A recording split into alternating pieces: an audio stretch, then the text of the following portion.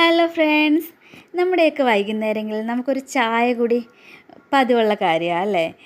ചായയൊക്കെ കുടിച്ച് കൊച്ചു വർത്താനമൊക്കെ പറഞ്ഞ് കുറച്ച് സമയം ഇങ്ങനെ സ്പെൻഡ് ചെയ്യുന്നത് അടിപൊളിയാണ്.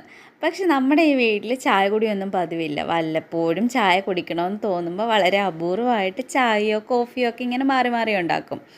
ചായ കൂടി പതിവില്ലെന്ന് വിചാരിച്ച് കൊച്ചു വർത്താനത്തിനും വലിയ വർത്താനത്തിനും ഒന്നും ഒരു കുറവുമില്ല.